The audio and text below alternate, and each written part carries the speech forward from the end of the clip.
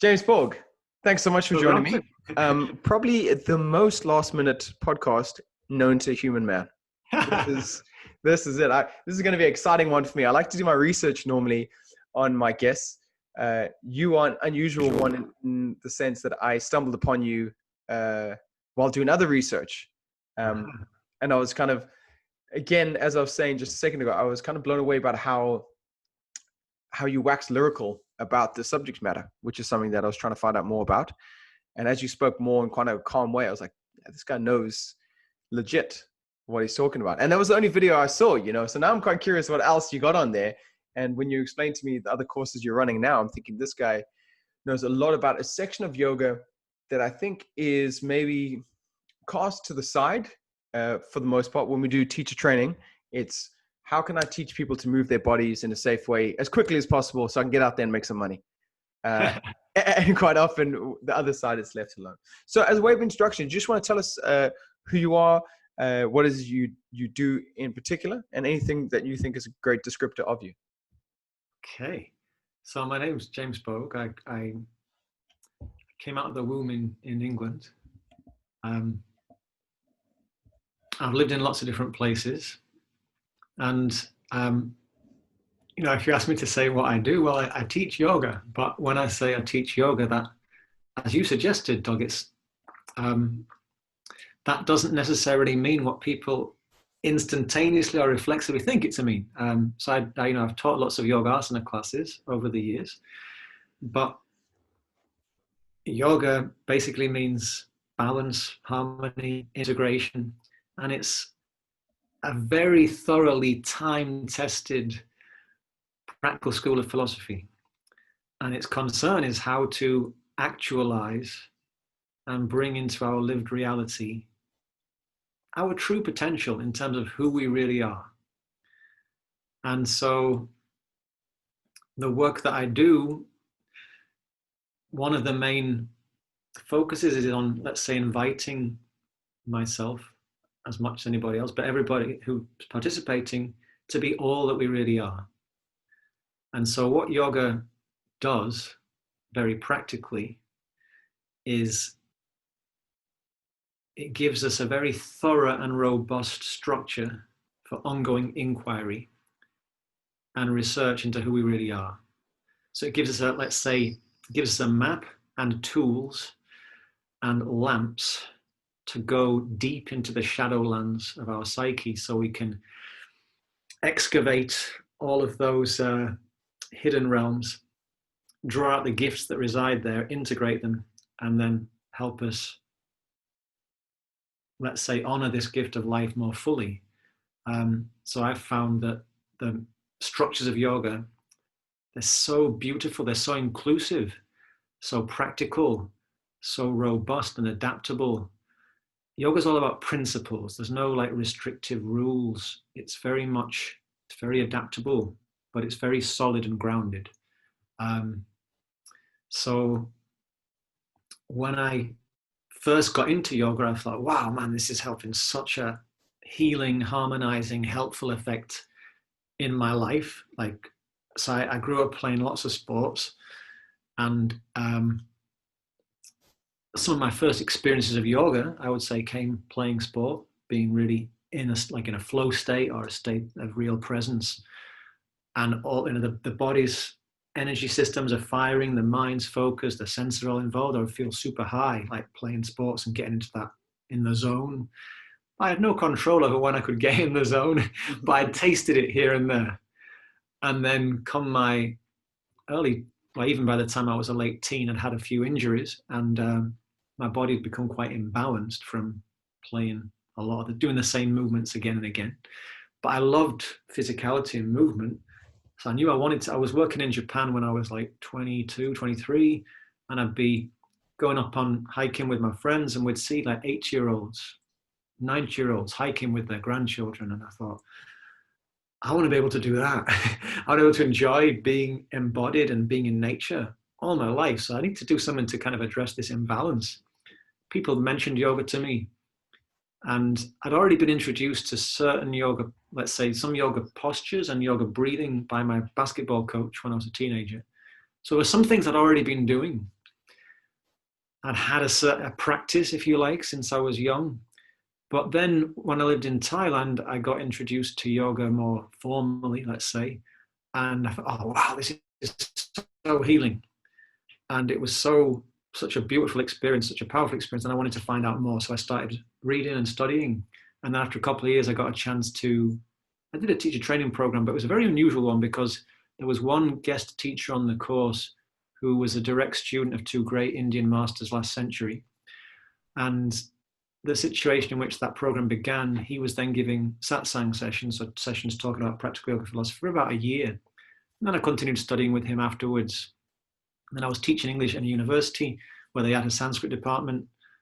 And having started to get exposed to the teachings that are encoded in Sanskrit texts, like I'd read Yoga Sutra in translation, it didn't mean so much to me. It's like, I know there's something in here, but then when my teacher spoke about it from within the tradition, it was like, wow, this is so alive. It's so practical. And I knew from studying other languages before that, if like some of my favorite books are Italian, for example, I've read them in translation, read them in the original. It's like two different books. I love them both, but they're like, it's not the same.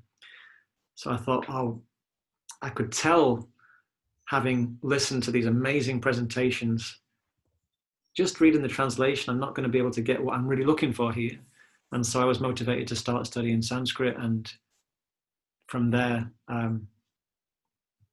that journey began and continued. And then I went to India when I was about 30 and I went there every year for 12, 13 years. Hang on. How old are you now? I'm 43 in July. All right. So let me tell you, anyone watching this, listening to this, James looks like a wee pup. The man, he's got the face of a 20-year-old. If you've ever decided you need to maybe take up yoga, have a look at this guy, and whatever he's doing is the right thing. I mean, the guy, there's not a rind on him. He is, man, that's amazing. That's amazing. In all seriousness, do you think your young demeanor, more than just your looks, comes from it? Because you're quite, even though you're very calm when you speak, you're quite energetic. You're quite passionate. Get this energy talking about what you enjoy, even though it's in a calm way. Do you think there's something to that, or you always like that? Well, it's an interesting question, Doug, and thank you. I think my first teaching my first teaching opportunity was when I was 16. And I was to coach basketball to youngest kids at the school I went to. And I loved basketball. I was just so into it. And I had a really good coach. And I'd been exposed to some other good coaching. So when I got this chance to teach this younger team, I was teaching what I was passionate about, and I loved it. But I was teaching what I had already taken on. I'd done the thousands of hours of practice and training. And so I was sharing from my heart and from my embodied practice. And I had a mentor at that time, my PE teacher, who gave me the opportunity. And I just felt like, wow, this is really something beautiful to share what you're passionate about. And I think then when I got a bit older and I started to work, and I chose to study something at university that I was really passionate about. And so I think the gift of vocation, if you like, has meant that that's something that's been relatively consistently present in my life, that I've had regular chances to share what I'm passionate about. And when I'm not, I notice the difference, and it's like I need to orient towards that. And then the other thing about yoga is that I would say one of the most foundational yoga practices is to look in ways that reach beyond our habitual ways of looking. And so it's interesting what you just said about me, because like my main Sanskrit teacher in India, his father, when I met him, was 74. But he was just so bright, like a dynamo, so lustrous, and so enthusiastic and curious. And this was a man who was 74. But he's an elder in his community, and people are still going to him. They want his advice, they want his counsel, they want to ask him about this and that. But he's retired, and in his retirement, he's breeding heritage breed Indian cows and cultivating his own little organic farm. and doing research about Sanskrit and artificial intelligence. So he's learning new things, and that's the way that I was taught, and the teachers that I had really instilled that attitude of constant inquiry, which I feel is one of the main things that maybe explains that energy or that attitude, like to really stay connected to the sense of wonder. And one thing I also talk about when I'm teaching a lot is this: yoga recognizes that we have, like if we think about yoga as joining or gathering, we've got to join all the amazing powers of which we're constituted. So we have amazing bodily powers, we have our sensory powers, but we also have the power to speak and express, to pick things up, put things down, not just physical things, but ideas and emotions. We've got movement capacities. We've got what they call in Sanskrit paya unupasta. So paya means the excretory eliminative capacity. We can let go of things we no longer need. And this is so important in yoga. If I'm going to become all of who I am, then I need to let go of my limiting beliefs about who I am. And we also have a creative capacity, but it's not just about making more human beings. We have a recreational capacity. So when I do things that I've not done before, I can actually recreate myself. When we think of like the English word recreation, like in many other Latin languages, like in French, la récréation is the name for the break time at school. And the break time at school in England, when I was a boy, we called it playtime. The most important time of the school day. Because when we play, we move and we explore in ways that we've never done before. And so when we have that playfulness, it actually makes new synaptic connections. And so it fosters neurogenesis and can help us keep growing all through life. So in the Indian tradition, they say that the peak of a human life is 85 years old. Great news.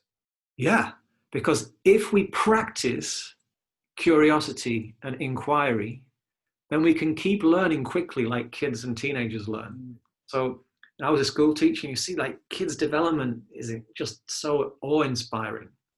But if we make a habit of practicing doing things we're not good at, practicing, like there's a movement teacher who I've worked with a few times called Ido Portal, an Israeli guy, and he says, amazing guy. Him and Roy Gold. Yeah, so Ido says you need to feel like, he talks about different state, like in a physical practice, there are things we can do, things that we are working on, and things we can't do. And it relates to this idea of 4 stages of learning: conscious, like unconscious incompetence. Like, I don't even know it's there, but I don't know. So like, for example, somebody who's never seen water and is unable to swim, they've never even thought about it. Then they go to the sea and they see people swimming, and think, oh, I can't swim. Then some kind person starts teaching them, and now they start to get a little bit of competence, but they have to really focus on it. But then they keep practicing, and then they can do it effortlessly. It becomes, so you go from unconscious incompetence to conscious incompetence to conscious competence to unconscious incompetence to unconscious competence. Amazing. So say, for example, like I can tell, like you like physical things. So I'm sure there are some physical things you teach that for you mastered them a long time ago, but they're probably still part of your practice.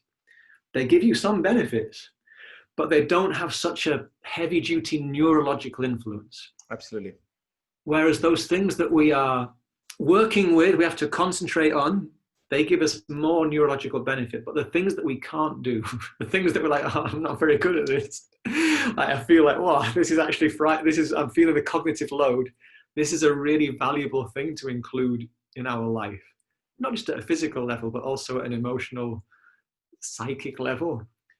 And I feel that the yoga method gives a structure to support that. Because if I'm going to go into my shadow and into these unknown areas, I need to be kind of fortified for that. So the yoga method, it fortifies us so we can go deeper into that work. So, and I'm going to assume here, when you say shadow, you're talking about the Jungian shadow. Very, yeah, similar idea. And so in the yoga method, it's also there, like thousands of years ago, there's the idea, like if we look at the yogic myths and even the more condensed or distilled forms of yoga teaching, there's the idea that we have to clear this, the field of awareness. And if we experience all of who we are, we have to clear that field of the blockages to who we are. So in other words, we have to go into the unknown parts of ourselves. So it's very, the Jungian shadow model maps onto it very, Okay. yeah, very well. So, I'm sold. I'm sold. And you keep saying the yogic method, and here's the amazing thing about what you're saying, James, is as you speak, I'm like, there's 1,001 things I keep wanting to ask you. It's just so captivating. But the yogic method, so you're talking about fortifying yourself, and it's almost like you're saying that is your suit of armor to now go into these places to feel stronger, to feel like you can take on these things, whether it's, and you move, and you're quite right. There's some things you do. And as a teacher, you got to be aware that not everyone has the same limbs as you. Not everyone has the same strength as you. And that's why some things are hard and some things are good. And I try to explain to my students that the point of yoga isn't to get good at it. It's about finding things you're bad at so you can then work on those things. So they become part of you. It's like you're kind of gathering things up. You're like, oh, look at that. Okay, I can't do that. That's something I can try. How boring if you could do it. Like, because that's the big thing. When new students come to class, they're like, oh, I'm not sure if I enjoyed that. I couldn't do a lot of things. I was like, that's amazing. That's like, that's where you want to be. Yeah. How boring. Like if you're going through all the movements and it's hard. And it's true. As you become more practiced at some of the movements, it's easier to switch off because I can make the shape. If you want me to make a warrior 2 shape, I can make it. I might not be engaged in my brain or in my muscles, but I can make the shape. And then maybe I get away with it because the teacher teaching, oh, he's kind of in the shape. Where someone who's all over the place, they have to think, oh, my right arm isn't in line. And that's a benefit. And we're all searching for that ways to either have something challenge us so much that we have to be engaged, coming back to what you're saying about the flow state. Being aware enough, and really here's the magic, to be aware enough to become engaged even when that thing is easy, but to stay engaged, So yogic method, tell me, sign me up. Tell me the yogic method. So the yogic method, 2 qualifications for yoga, 2 prerequisites. 1, to be born. Okay, I can tick that box. 2nd is to know that I don't know. To own that I'm not in the state of yoga. To own that I'm not as fully who I really am as I could be. So I often say, what's the reason people come to yoga? 4-letter word, pain. Something we feel, my life could be a little less painful, a little more joyful, a little more integrated. Maybe yoga can help. It can. Because yoga means balance. So once I know I'm not as balanced or integrated as I'd like to be, once I notice, I'm empowered. As soon as I notice, I can do something about it. So I might be weighed down by my false beliefs or my whatever it is. As soon as I notice them, they're no longer pressing down on me so much. It's like I brought them into the light of my awareness. I can do something about them. So then the basic yoga method is, as best as I can, let me cultivate balance, integration, and harmony as best as I can. And as I cultivate greater balance, integration, and harmony, it is its own reward. So for example, Doug, have you ever had a time in life where you feel torn? Like, your mind's in one place, but your body's somewhere else. And how does that feel? Absolutely. Well, you just feel a bit disengaged and you feel a bit, how can I say? You definitely feel, I'm trying to think of the best word to quite describe this. You don't feel yourself. Yeah. So you feel less than who you really are. Yeah. Yeah. But we also have moments where our thought and our word and our deed are all one. And when thinking and what we're saying and what we're doing are all congruent, how does that feel? All right, but this is coming back to flow state. Yes, it's pouring out of you. You're not trying.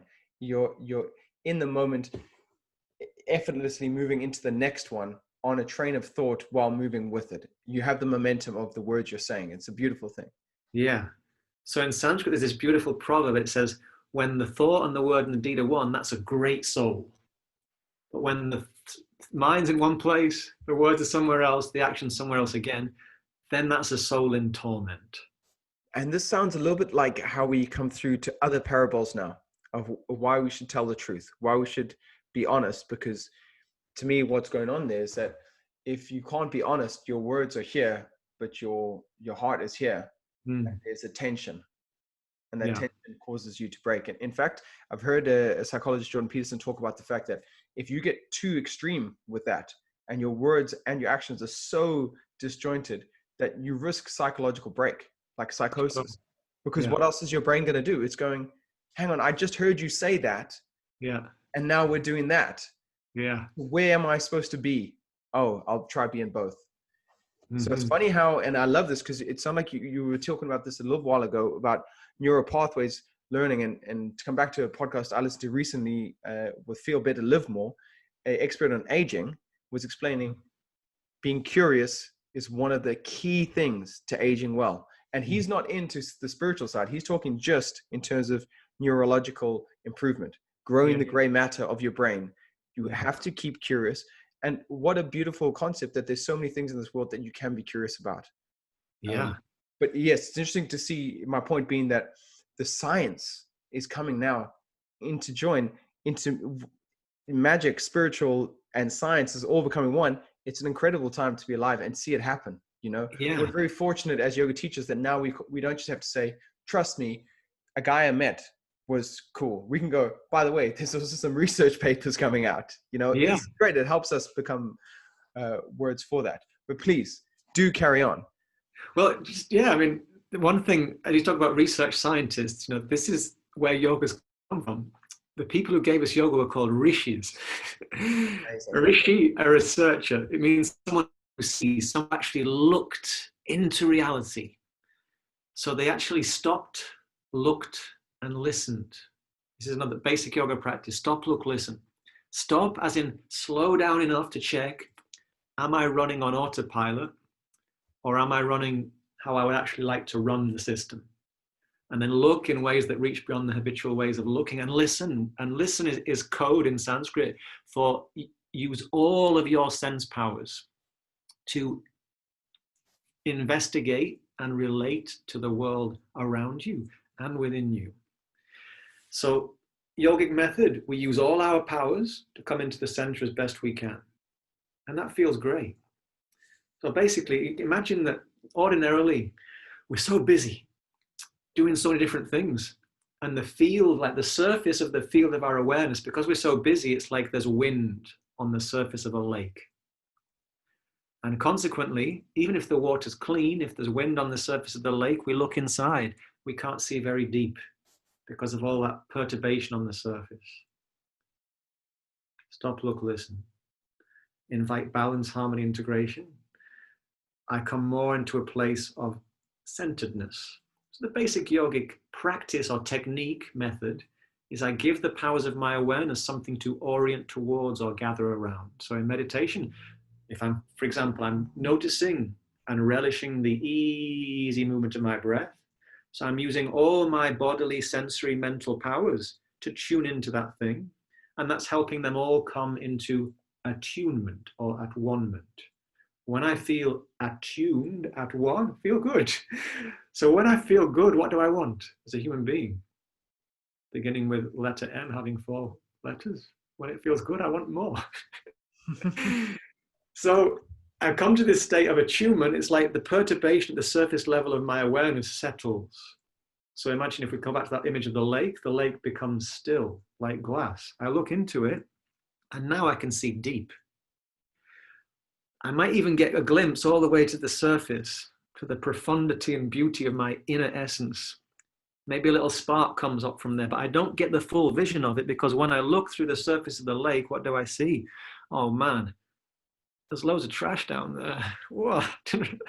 and oh man, there's a big sub-aqua cave network. And oh man, there's some forbidding dragons hiding out down there. I'm not sure I want to go there.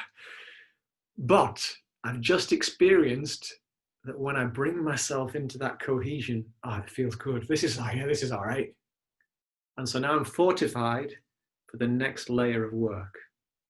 So the idea is, like in yoga, why does anybody start? Something's not going well. Maybe I've got a pain in some part of the body, or I'm being too reactive with my family or at work, and I think this yoga could help. I start doing the yoga, the pain dissipates, the reactivity calms. How do I feel about yoga? Wow, fantastic. Imagine I've got this is a little Indian practice cricket ball. If this is yoga, it's helped me cure my achy shoulder or my stiff neck or back pain. It's helped me be less reactive at work. How do I feel about yoga? Oh, yoga.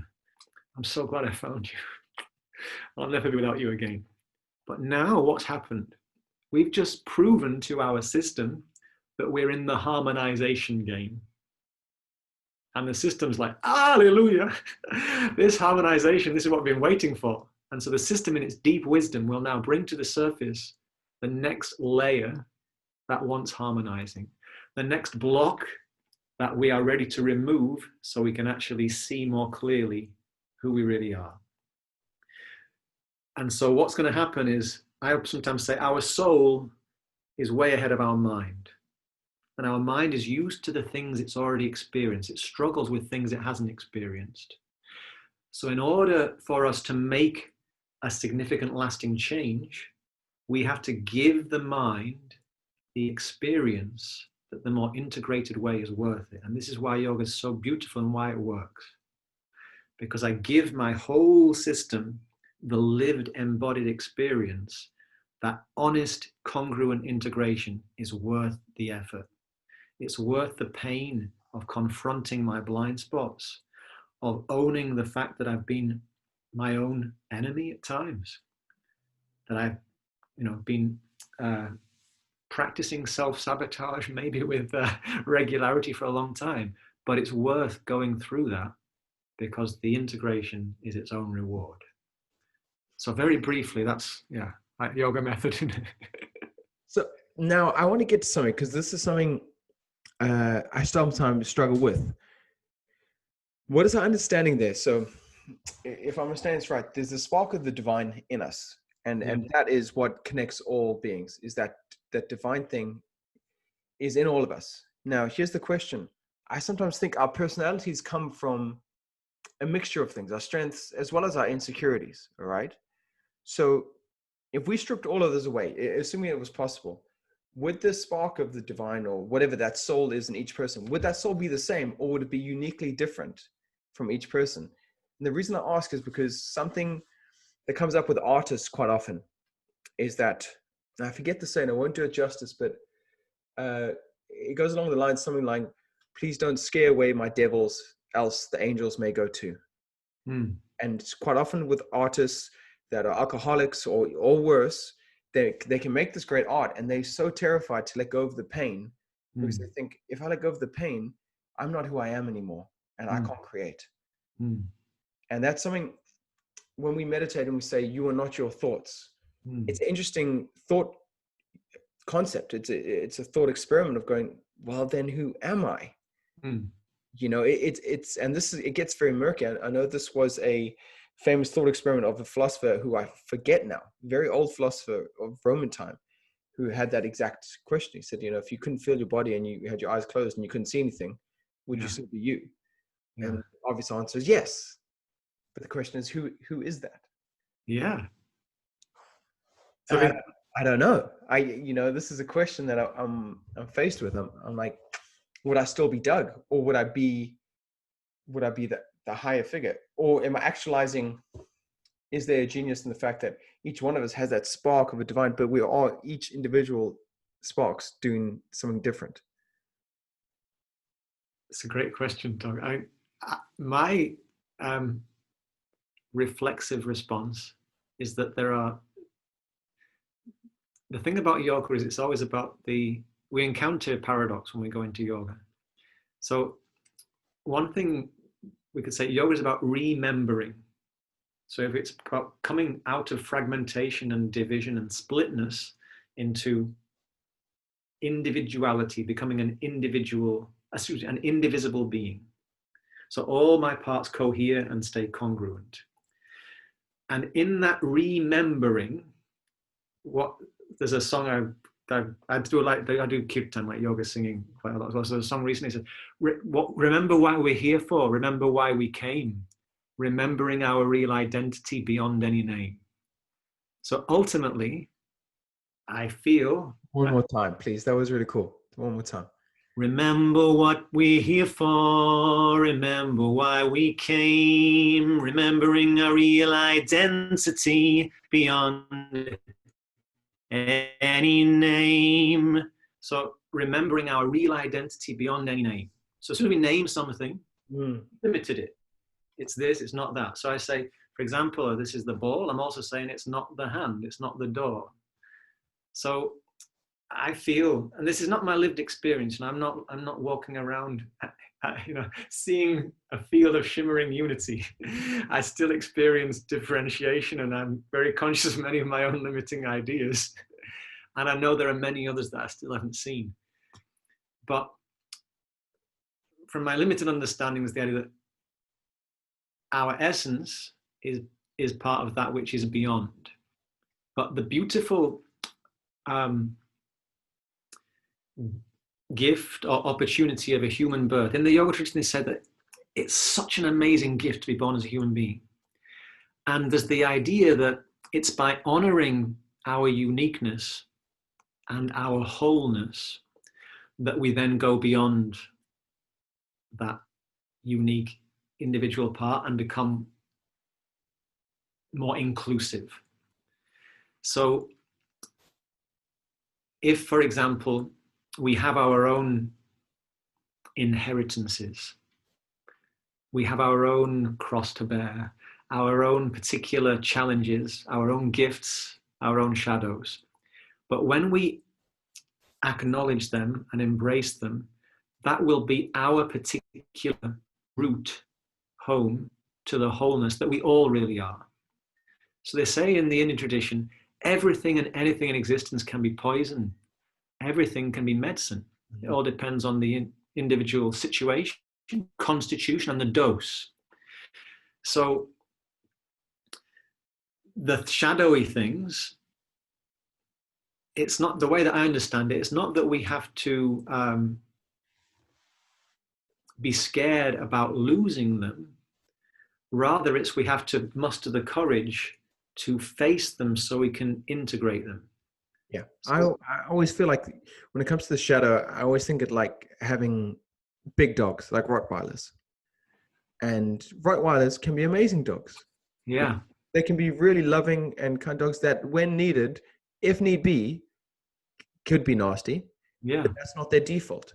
Yeah. Or untrained, they can be a nuisance and then they need to be put down. Yeah. And I feel like that's what the shadow is. And too often, look, we're in a society, we're very lucky, despite what a lot of people think, especially in current circumstance, we're very lucky to live in the time we live now. Things are actually pretty good now. And I think for the most part, people are very good to each other. And I think we can start to think that the shadow is something to be completely buried away, and don't let anyone see that shadow. And I think that's what happens. As we turn away from dragons, they get bigger. Mm-hmm. And that's what tends to happen. Instead of integrating, so, hey, this does happen, and I know what it looks like. So when I see it, I can decide if that's the right thing. There may be one instance in your life ever that you may need to call upon that shadow, maybe more. But know what it looks like. So when you see it, you're like, oh, whoa. This is not the right amount of reaction for what's going on here. In my opinion, But it's interesting you mentioned the dragons there, because often when we talk about dragons, the dragon's hoarding treasure or gold, or even hoarding a young maiden, a symbol of fertility and the possibility to create something from within the existing structure. So that the woman having a womb, she can create from within the existing structure.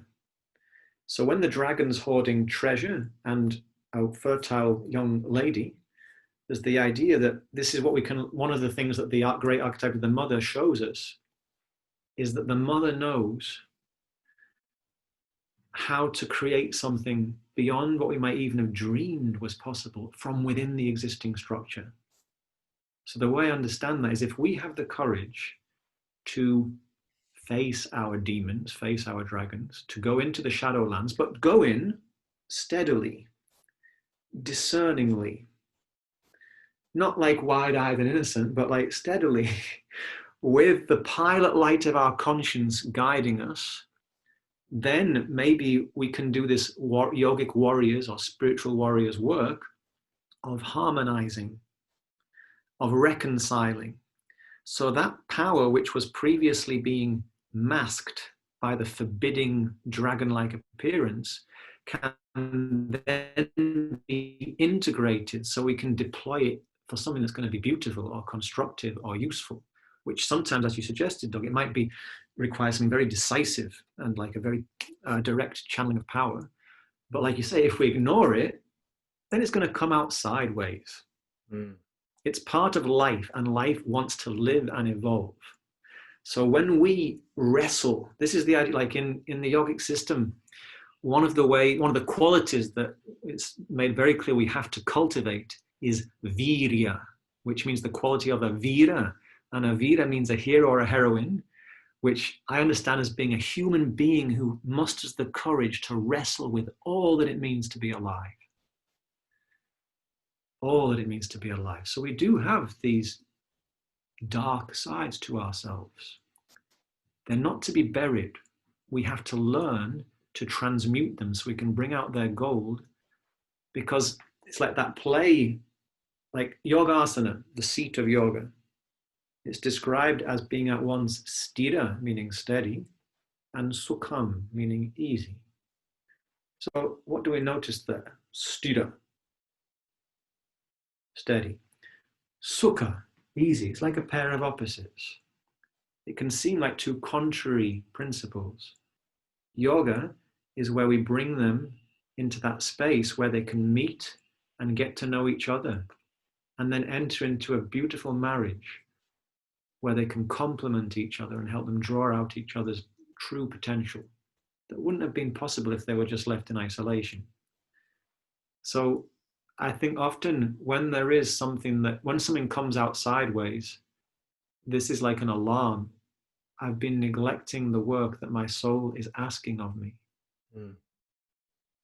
But I think sometimes in our society, certainly the way I was when I went to school, didn't learn about going into the shadow land, didn't learn about encountering the parts of myself that might not be so palatable for polite society. I'm glad you brought it up, because it's something that I want to ask you right at the beginning of this. And just to further that dragon analogy, there's also a famous saying, which is that slay the dragon in the cave before it comes to your town.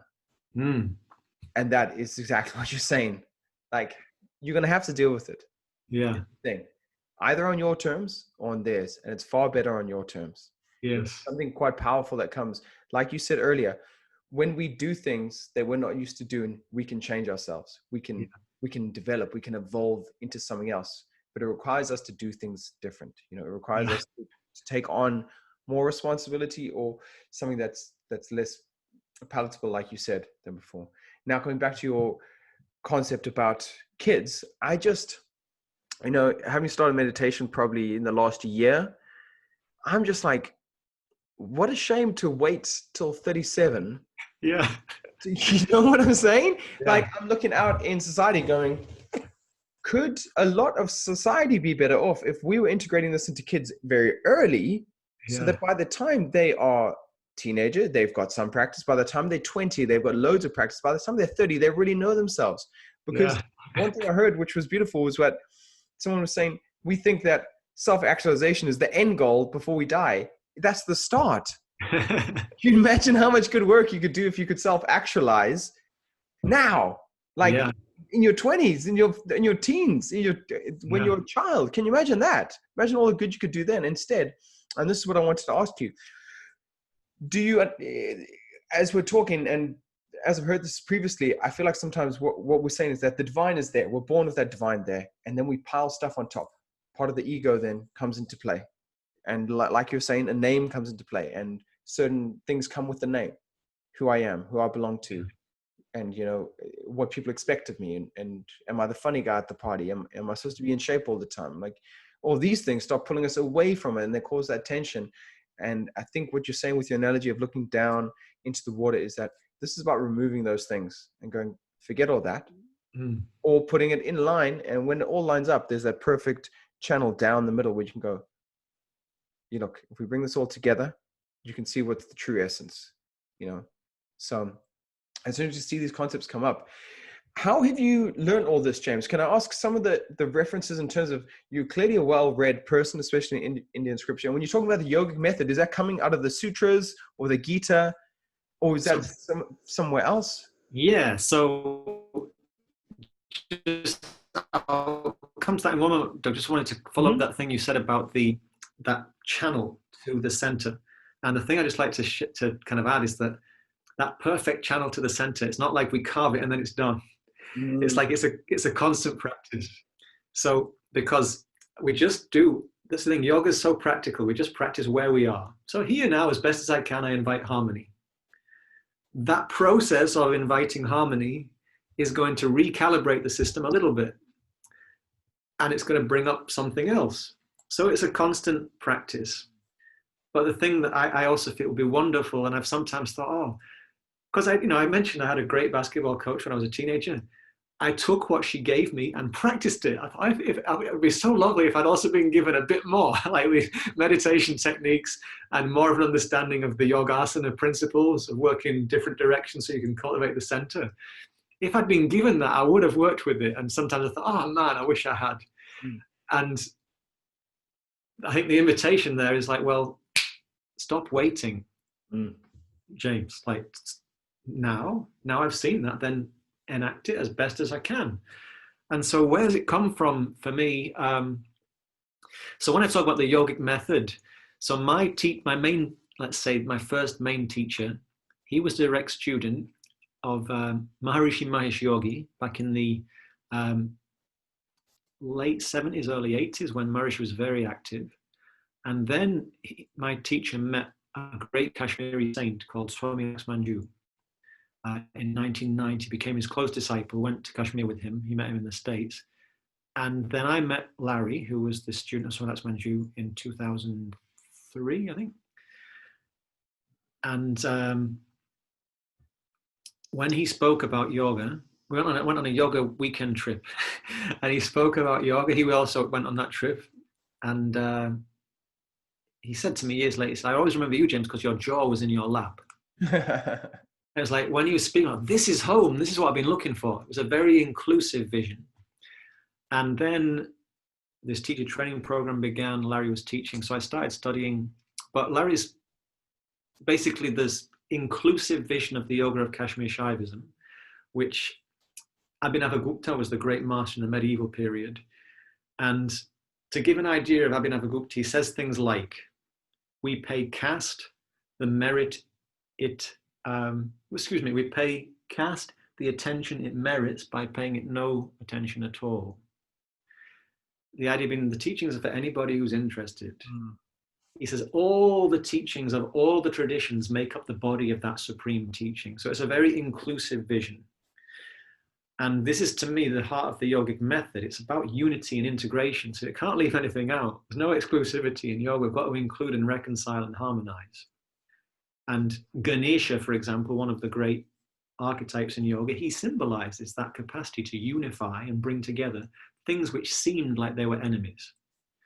So for me, the yogic method is like my whole practice and teaching is, let's say, founded in that inclusive Kashmiri Shaiva vision. But it's Yoga Sutra and Bhagavad Gita.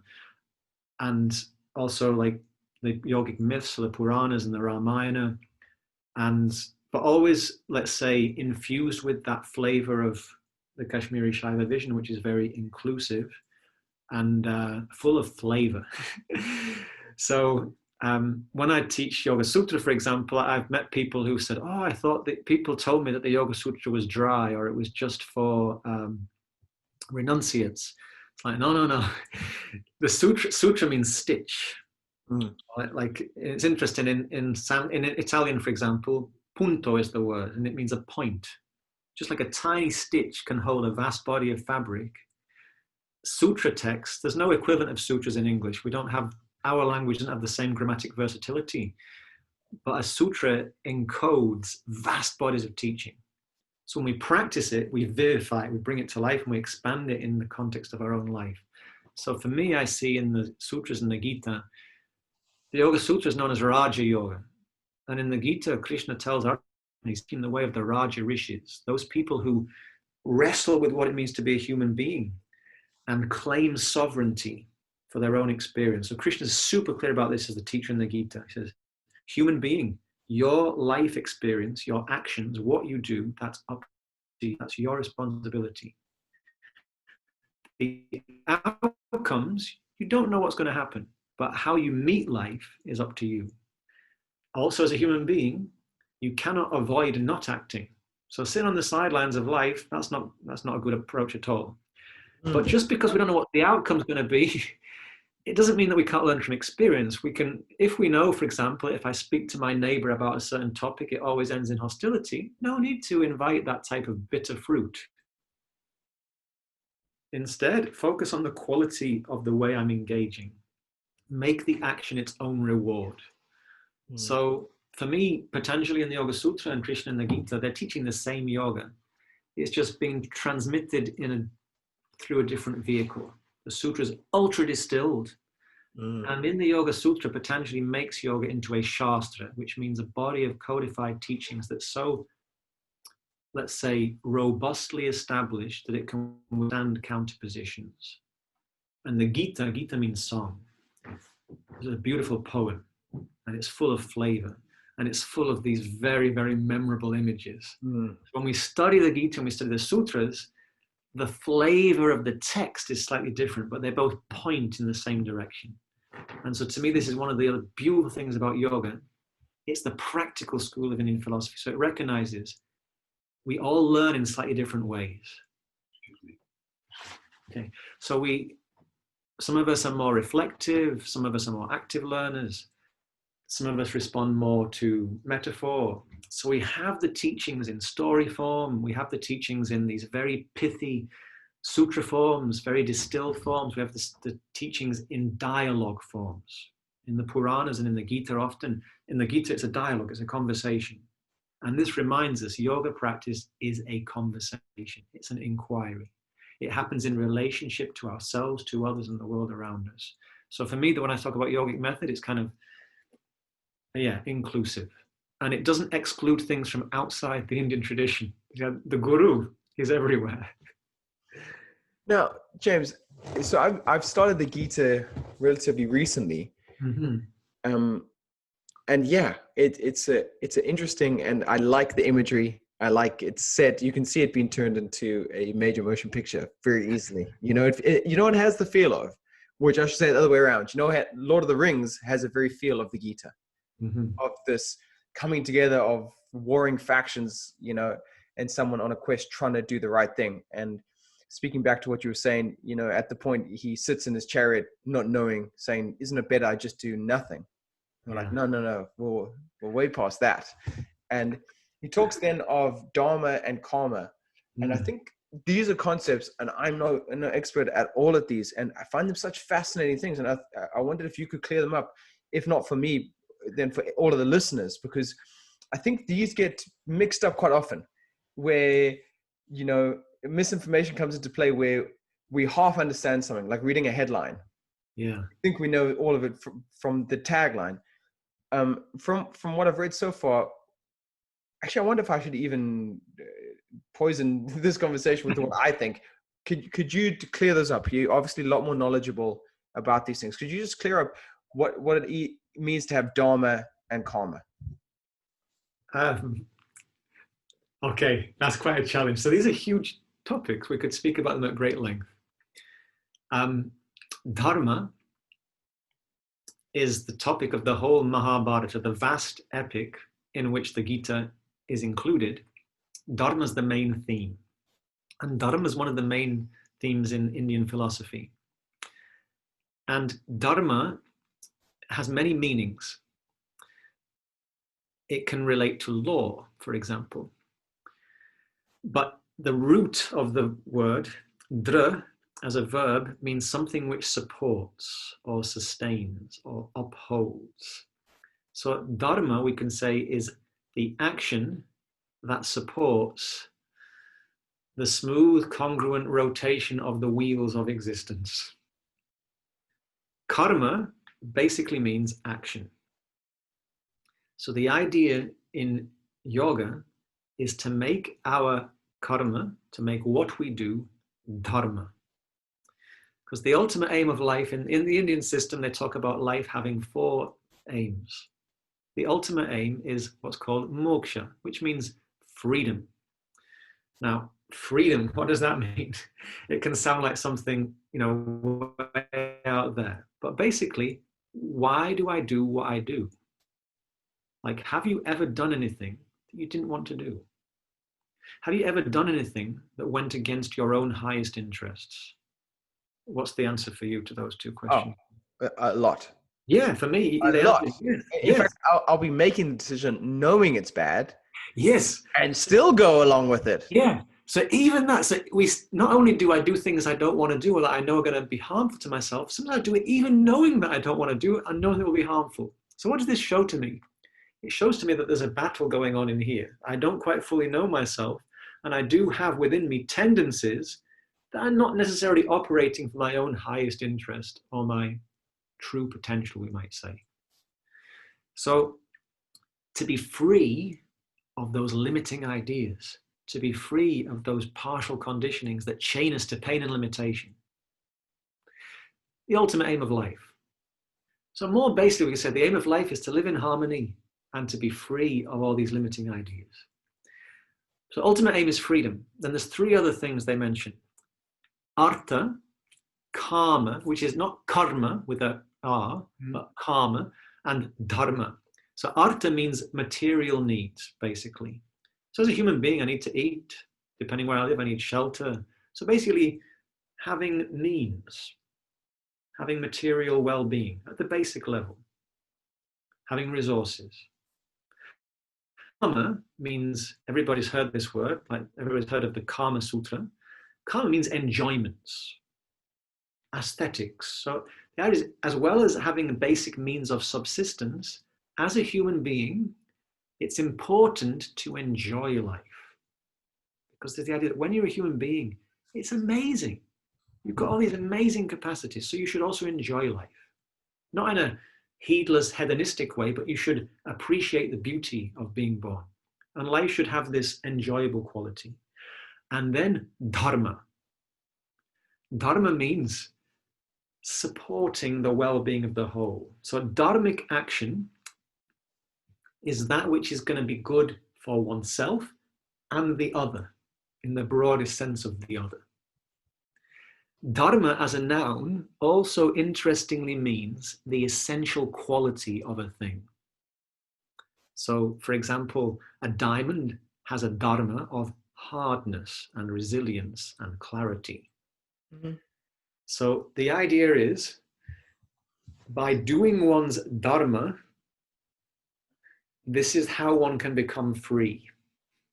So sometimes, like one of my Sanskrit teachers, his guru said, don't think about liberation. Don't worry about that. Just make your artha, how you make a living in the world, how you use your resources, how you interact with the environment, and karma, how you enjoy yourself, make those dharma, and then freedom will naturally follow. So dharma, the way I understand it, is aligning with our soul and aligning with the soul of the world, you might say, living in a congruent state, living in a way that makes life a win-win game. So you mentioned the idea of the battlefield scenario and the Bhagavad Gita being set on the battlefield. Many yoga teachings are set on the battlefield. And when I first encountered this, I was puzzled. I thought, isn't yoga all about peace? Why all this battlefield stuff? But the idea in yoga is, yeah, I do things that are not in my own highest interest. There's a battle going on. Let me be victorious. What does that mean? Let me overcome the self-sabotaging tendencies. Let me reconcile this field. Let me integrate it. Let me transform that which seems like a battle into a dance, where these differing forces can meet and get to know each other and draw out each other's complementary potential. So it's interesting, you mentioned a contemporary trilogy film. Well, it's based on a book, The Lord of the Rings, but when I was a boy, I was born in 1977, same year that the first Star Wars film came out. And as a very young boy, I went to see the first 3 Star Wars films. And I remember, this is my first Purana. Purana is like a perennial story, like a myth in the yoga tradition. And I remember The Empire Strikes Back, the second film, Luke Skywalker, Skywalker. Yeah, no subtleties there. Skywalker's yeah. And Skywalker is actually a translation of a Sanskrit term. I think George Lucas was almost a, yeah. Well, it's not the only one. Wait for the next thing I'm going to tell you. So Joseph Campbell, the comparative mythologist, was like a mentor to George Lucas, as far as I understand. Okay. When Luke Skywalker, so he's been kind of initiated by Obi-Wan Kenobi into the way of the yogic warrior, a Jedi, and then he meets the master, a yogin, an established yogin, who is called Yoda. Yoda. Now, when I say Yoda like that, does it sound any like any other? Oh, yoga. Okay. Yoda is a Sanskrit word, and Yoda means warrior in Sanskrit. But it's a yogic warrior. And how is Yoda? Is he a violent character? No. But when there is a disturbance in the force, he feels it. Why? How? Because he lives in the center. He lives in that place where he's balanced all those forces. So when Luke goes into the swamp land for his next level Jedi training with Yoda, Luke encounters the hate and rage and capacity for violence and murder within him that has gripped his father. And Luke is freaked out by it, and it's like, Yoda is a little bit slightly disappointed, but he's not freaked out. He's not worried. Why not? Because he's done that work himself. Yoda has harmonized his field. And so then whatever he encounters, he's able to meet it from a steady place, from a foundation of balanced integration, from a place of yoga. And so he's able to draw on his highest capacity. And this is how Krishna defines yoga in the Gita. Yoga is evenness and skillfulness. So as we harmonize our own field, we're able to deal with stressful, challenging situations, the predictably unpredictable realities of life more easily.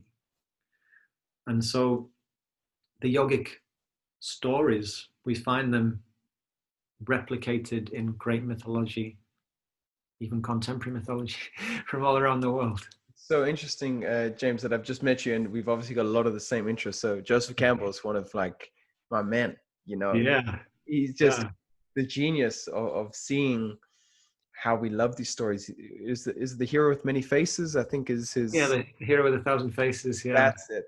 And I used to teach Star Wars yoga to kids. Cool. Lightsabers, you know, to get them interested, because I work as a stuntman when I don't do yoga. So I've written a few of the Star Wars myself. Okay. So I use that as kind of the hook to do that. And in researching to do it, I actually originally did it for kids, and then loads of adults wanted to do it too. And then I didn't know that much. So I had a lot of like film buffs when I was filming the last Star Wars on set. So I'd ask them stuff.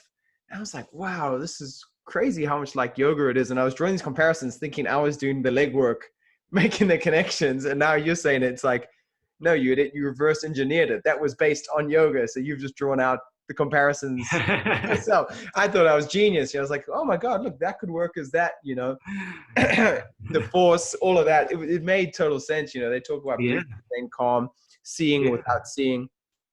So all of those things came up while I was doing that. So it's interesting to hear that you're interested in those. And of course, as we know from the Joseph Campbell books, those stories are very similar. And there's something, the point he makes is not that these stories are replicated over and over again, and because of that we recognize it because we've seen the last one. There's something more to it. It's that these stories are inherently in us. We recognize the story on a micro level and a macro level. We recognize the story of having to face things like that in us with other people, and then as a society.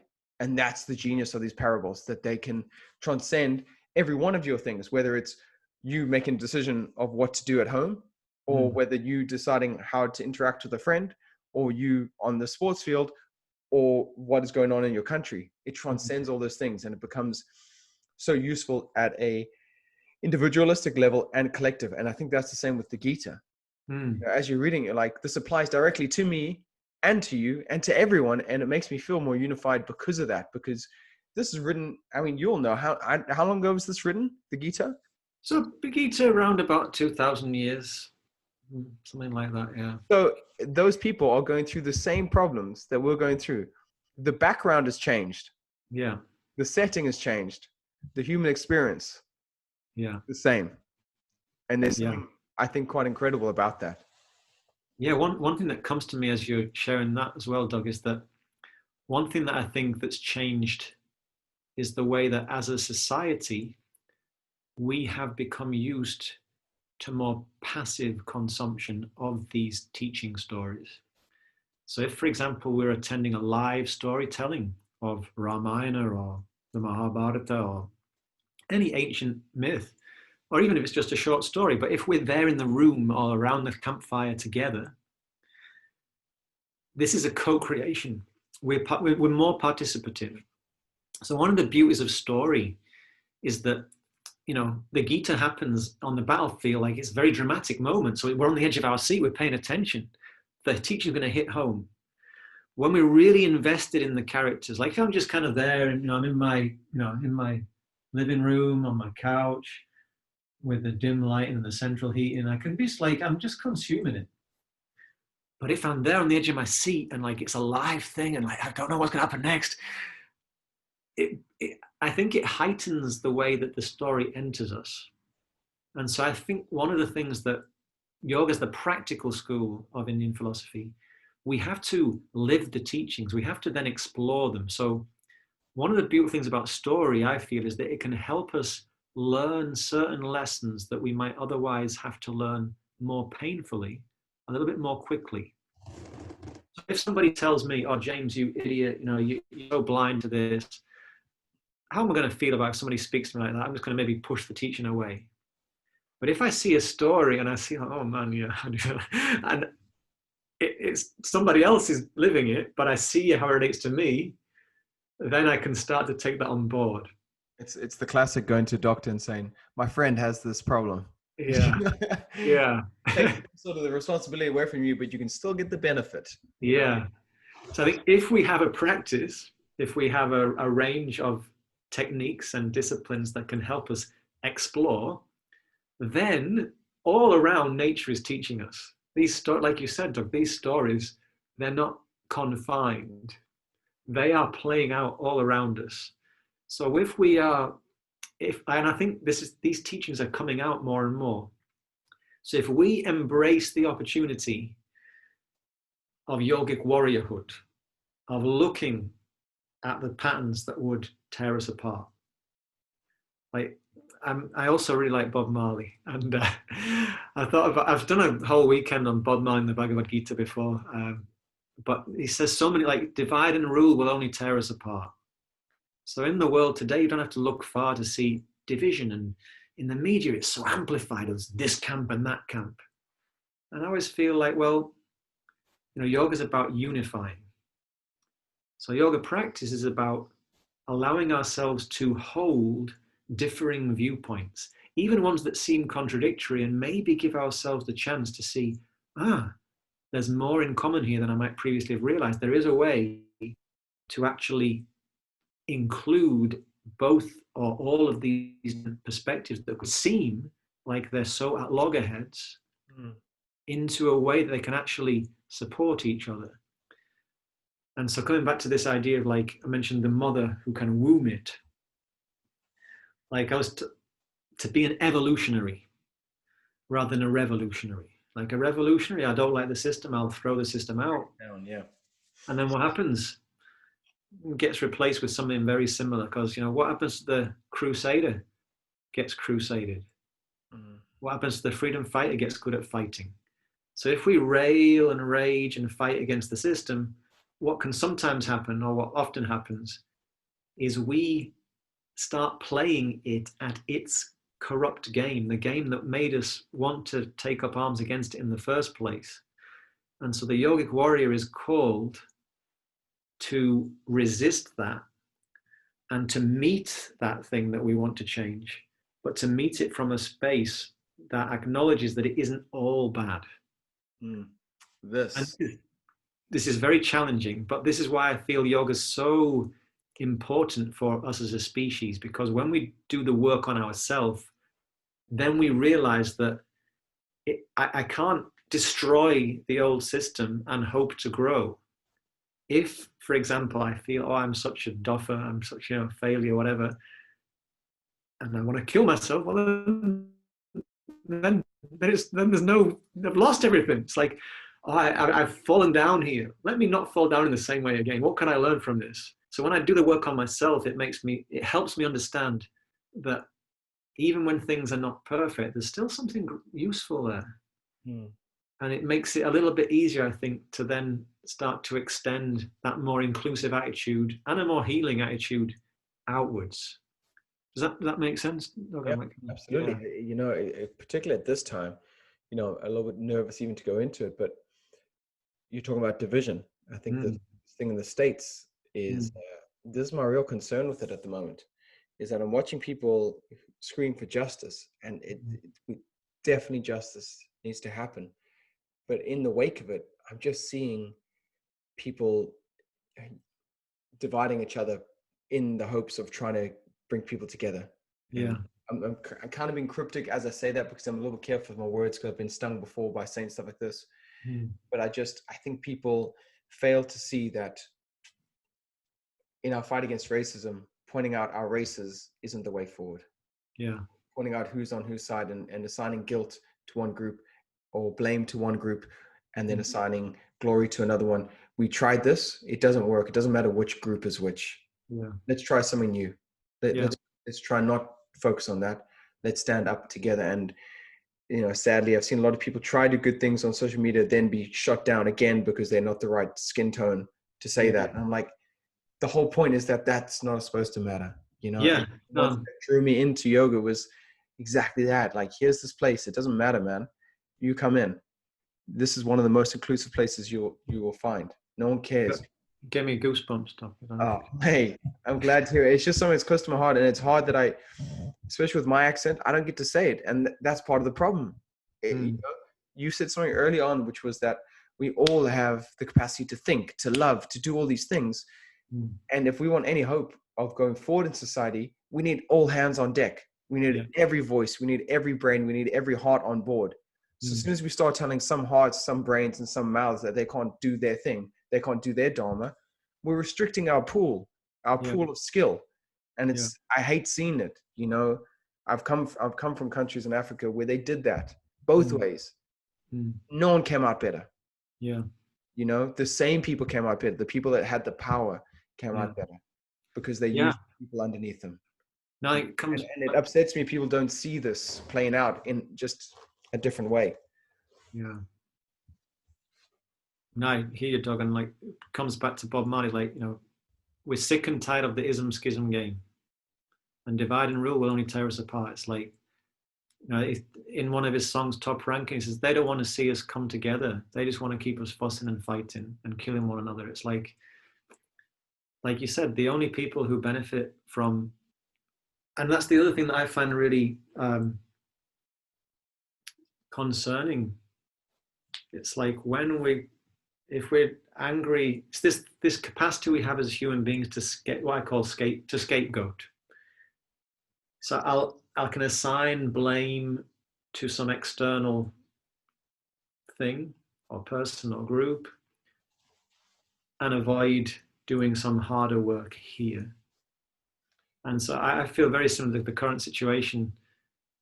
I feel the only way for us as a species to really survive in the longer term is to recognize that we're all one, and that these artificial divisions, It's of course, such weird lines in the sand that we go, by the way, you're on that side. We may as well say height. Yeah. You know, it's as random. Yeah. And yet we hold on to them. And what you're saying is very much, I think, at the base of racism. Anytime you want to lump people together, is not good unless you're lumping everyone together to say, hey, we're in this together. And I think that scapegoating is what people have done for millennia. You know, it's easy to see it as people fear, you know, whether it be foreigners or anyone else. It's that fear of, I don't think I'm good enough. it's easier to push out than it is to look in. And this is what I was saying. I just would love to see yoga applied in schools much earlier. Yeah. It might well be in a much better place. And my whole thing, even with this current situation, is each individual needs to take responsibility for what they're doing, but take real responsibility. You know, am I treating people differently because of how they look? I hope not. I mustn't do it, but I cannot control other people. I'm not responsible for anyone else. I'm responsible for my actions. I can give my best advice, but I'm only responsible for my actions, and I should only be held responsible for my actions. And I feel that's important for both sides. I think I become a better person because I start to have to look at myself. I don't have to look anywhere else. And so do everyone else. And once we do that, maybe this is part of coming back to what you said, which is inside the Dharma. If we do that, if we look at the responsibility of our actions, our KAMA, as you said, our actions, we can start to see KARMA, the action is coming back to what we're doing and what's coming up as a result of that. So I just, it's a scary time. I think the background for it hasn't helped. People being bored and broke is never a good background for things to happen. That's a scary time. But before we digress too far into that, I mean, the first thing I stumbled upon with you was this 108 thing. Something I'm passionate about, raising some money and doing some good with it. But I always knew there was something, and I'd read something about it, and I just want to know a bit more. And whenever I'm trying to get people on board, as we were saying, people love stories, right? People get on board with stories, and knowing the story, I think, captivates people into it. So having seen your thing, I was like, oh man, this is how you described it, was much more than just the diameter of the moon and the distance to the moon, which can, the celestial thing is pretty cool, but you had a whole nother take on it, and when was that video made, James? I'm not sure, but I remember it was some friends who were doing, they were doing, so I don't know, it's been 2 or 3 years ago, something like that. Man, what can you just, because you're very good at waxing lyrical, and this is the genius. I don't know what I said in the video. This is it. This is what I'm going to say, though. People that understand concepts don't need to memorize what they say. Yeah. Because the concept is there. So could you just speak a little bit about what the 108 is, why the 108, and how it's practiced? Okay. So I guess it's a potentially huge topic. And I think one thing that I probably said in the video, and I would say again, is so there is this idea in the Indian tradition, if you're going to do something, you can do it 108 times. That's a very auspicious number. So numerologically, 108 gives us 9, and 9 gives us 3 times 3, and 3 is the magic number. Why is 3 the magic number? Very, very briefly, if everything is 1, ultimately everything is 1. But we live in the realm of nature, which is the realm of birth and death. So it's duality. We've got up, down, we've got expansion, we've got contraction. This is the reality of nature. But even though nature is duality, birth, death, and in between change, it's not binary. It's a realm of nuance, because there are always 3 qualities in nature. Sattva, Rajas, Tamas, it's pure, the fact that it exists, its pure essence, its existence-ness. But because it exists in nature, which is birth and death and change, it's dynamism. It's also changing and moving in some way.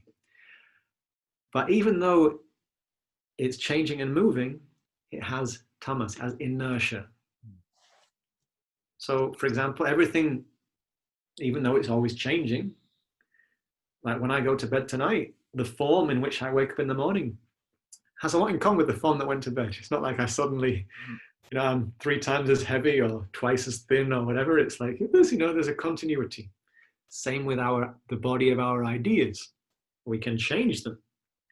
But once something's been there a long while, it has inertia. Now, one thing about yoga is when I practice yoga, I'm acknowledging I don't have it all worked out. I would like to change. So if I want to change, and I'm acknowledging that I don't have it worked out, I also am acknowledging that my false beliefs have been relatively, depending how old we are, they've got months, weeks, years, decades of establishment. So if I want to bring about the change, I have to consistently invite my system into an experience of the new way. So if I do something 2 or 3 times. Let's say, for example, Doug, someone comes to your yoga class, first time, like, wow, man, oh, Doug, I don't know how I live without this. But if that person doesn't repeat the experience, it could be very easy for them not to experience any significant change. But if they come 108 days in a row or 108 weeks in a row and regularly do it, there's a good chance that that change will then gain its own inertia. Not just the new idea, but the bigger principle or concept of looking into where I am with the type of curiosity and spirit of inquiry that is inviting ongoing evolutionary change. So when I repeat something 108 times, it's enough for it to make a difference. And let's say I'm repeating a mantra 108 times. Okay, I'm going to do a meditation. I'm going to count it on my fingers. Maybe I won't be fully there each time. But if I do it 108 times, there's a good chance I'll be there at least a few times, really there. Then there's the idea that this body, I mentioned earlier the idea of attunement. So I can see behind you, Doug, there are some musical instruments, yeah? Indeed. You've got a 6-string guitar there in the middle, I can see, yeah? Mm-hmm. Now, so you play guitar, Doug, yeah? Yeah, especially since lockdown. Especially since lockdown. Okay. Now, one thing I love about the guitar is even if a person doesn't know how to play it, if their friend who does know how to play it has tuned it and we just strum it, it makes a beautiful sound. Because all the strings are attuned. Now let's say I know nothing about the guitar. My friend lent me his guitar, having perfectly tuned it. And then I leave it, and 2 weeks later I come to it, it's been hot and cold, and it's hailstorm, and it's been bright sunny day, and I pick up the guitar, and I'm expecting it to make that beautiful harmonic sound when I strum the 6 strings. But now what do I hear? Oh, this isn't what it's supposed to sound like. Because those strings have come out of tune, out of balance. How many strings in this body? So many. Yoga, you could say, it's about living in harmony or making your life a symphony. So if you go and see a great orchestra, what do they do before they play any movement? They tune. And maybe if you go to an evening concert, they might play 3 movements. They'll tune up between every one. This is what yoga invites us to do. Yoga practice is defined as something constant, steady, unbroken, wholehearted to, attended to with true presence. So they say as well that within this physical body, there are 108 principal channels. And so when we do something 108 times, the idea that we're sending that harmonizing influence through all of the principal strings of the orchestra of our being. And then there's all sorts of other symbolic and let's say microcosm to macrocosm significance of this number, like the relationship between the earth and the moon and the sun in terms of distance. But what does that mean at a more immediate practical level? When I'm recognizing that I am here as part of a greater whole. So if I want to experience harmony here, then my responsibility includes how I relate to everything outside. So can I relate to it in a way that is cultivating or inviting harmony? So when I do Surya Namaskara, for example, the sun salutation, I am, Namaha means to bow or to offer myself. I'm offering myself towards Surya, towards the light of life, the source of existence.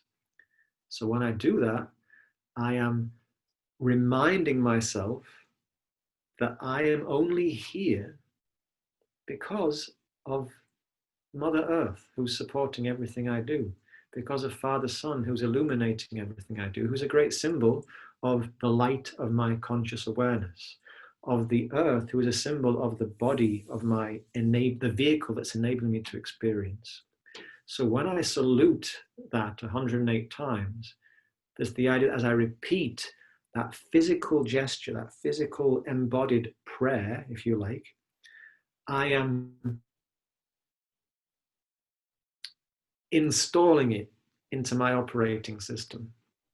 And I'm installing it thoroughly. Installing it, giving it a chance to really take. So if I just repeat it once or twice, there's so many other ideas that are already there. If I repeat it 108 times, I'm going to get a good chance to actually really get settled in. Does that make sense, Doug? I mean, absolutely, absolutely, it's beautiful. It's something I'm very much looking forward to. There's something meditative about doing it that many times, and it's enough also that it's not just meditative, but that there's changes along the way. That there's enough time to focus on different feelings and sensations coming up, from excitement, tiredness, to burning, to then a second wind, to start to focus on the temporary nature of things. To know that everything is temporary, and we can get through anything if we have the why. And also the more the suffering, I like to think that the smaller the time scale you should think about.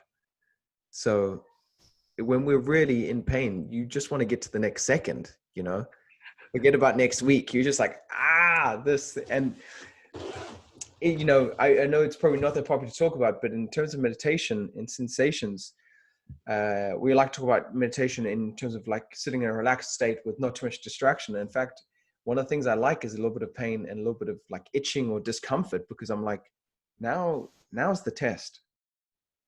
Now that the drill's starting outside, now is their work. There's one thing to be centered in the beautiful calm, and you realize the whole point is looking in. You're trying to find the inner peace. You're not trying to find the perfect environment. You're trying to find the perfect environment in you, that no matter what's going on out there, you've got these channels. I like to think that these little doorways throughout your body into different feelings, because that's where they come from. We think external things bring the feelings. The external things only generate the feeling within us to come back out. In the same way, I think I see with my eyes, but my eyes only project into my brain. It's coming from within. I see it in my brain. I don't see it in my eyes.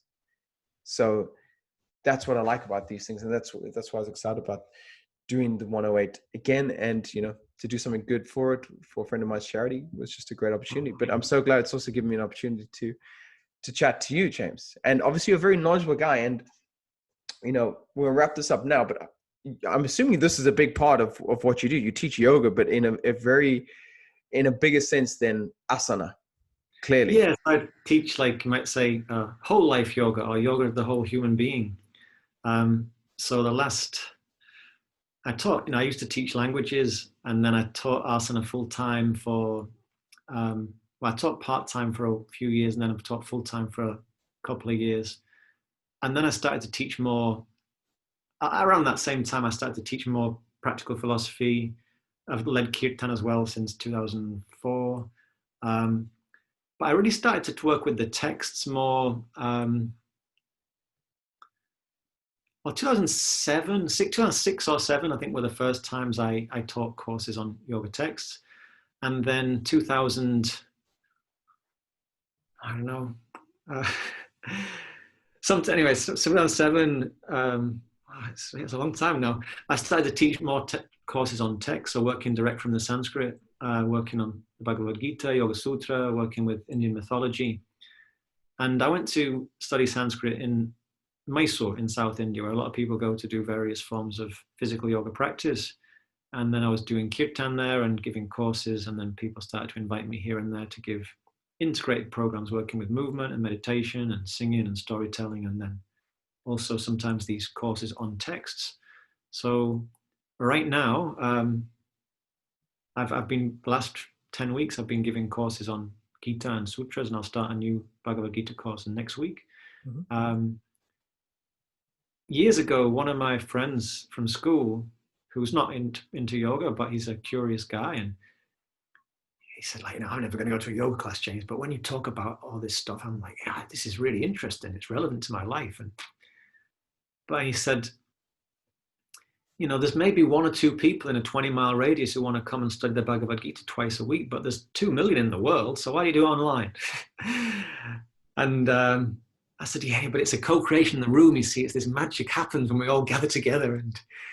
And so I was quite resistant. But then this year, everything got cancelled, all the live programs. And my friend who was hosting in Glasgow suggested we do some of the things we had planned on through Zoom. And so we started, and then it's actually been really amazing. I've been really surprised how rich and deep the sharing is and how much we can gain as a group working together. So I expect to continue giving online courses like that, and hopefully in person as well before too long again. And James, where can they find it, and when exactly is it starting next week? So the next Gita course is starting on Monday. Mm-hmm. I think it might be full. There might just be one. There might be. I think if there's one place, you mark that one for me. Okay. So that'll be Mondays, and 3 times a fortnight: Monday, Thursday, Monday, Monday, Thursday, Monday, running for 9 weeks. Mm-hmm. And then after that, later in the year, I'm going to do some more courses for sure. But my website's just my name, James Boag, and then yoga. So Jamesboagyoga.com. It's not a particularly snazzy website. I could be improved. I do have a YouTube channel that's got various content on it. Mainly, quite recently, I put a lot of stuff on for a teacher training program I was involved in. I think it's the April 2020 playlist on what is yoga. There's quite a lot of stuff about this bigger picture of yoga. There's a little bit of movement stuff. There's quite a lot of songs. But the website is the best place. I do have a Facebook page, but I'm not particularly active on Facebook or social media. They can check out your... I'll send you some links, Doug, and then, yeah. Yeah, please, man. That'll be great. I can share that through this. A real pleasure talking to you, but I'm serious. What hours are the course on the Mondays and Thursdays? So we'll meet 7 to 9 p.m. and then 6:30 to 7 beforehand. There's half an hour recitation. So that's optional. Some people like to learn to recite the Sanskrit verses.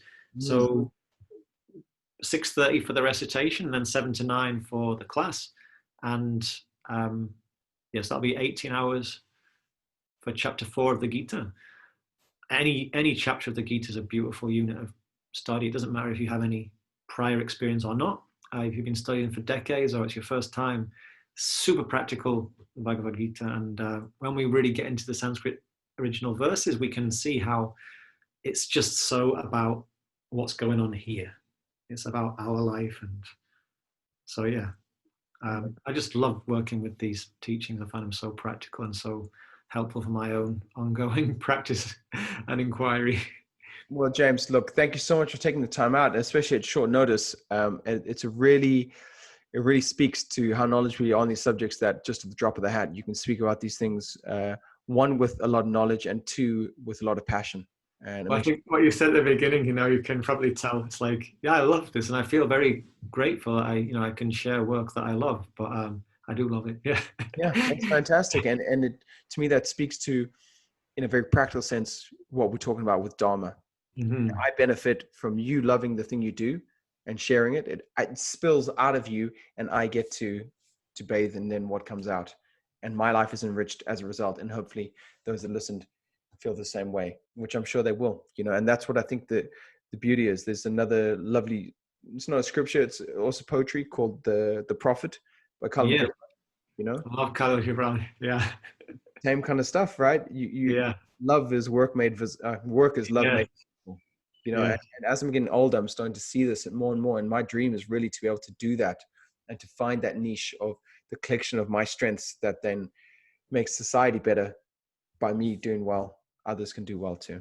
So I hope I can find a vocation as you have. And I think you're quite inspiring, if nothing else, just for that you found that and you've really embraced it. Well, it's its own work as well. I've got to, I'm working on a book at the moment, and it's really, just got to keep at it. And that's the thing about vocation. I think vocation is its own challenge and its own reward. But it's like they say in the yoga, they talk about it's walking the tightrope or the razor's edge. But once you start walking the tightrope, walking on the pavement just won't cut it anymore. So you've got to keep going. And once you get on the tightrope, you can't go back. You just got to keep. And when you fall off, you just got to pull yourself back up and like, keep at it. And, but yeah, what I've noticed is that it is its own reward. When we make that effort to do Dharma, we'll stumble. That's the nature of it. But we can learn from that. If we're making a sincere effort, we'll learn and we'll be able to benefit from that experience and hopefully help ourselves move forwards in a slightly smoother, richer way as we go on. Well, here's hoping. James, thank you so much, my man. It's been a real pleasure to talk to you, and we'll send everyone your way. Jamesboagyoga.com or .ca? Yeah, .com, yeah. Fantastic. Check them out there, and thanks again for getting down with Doug.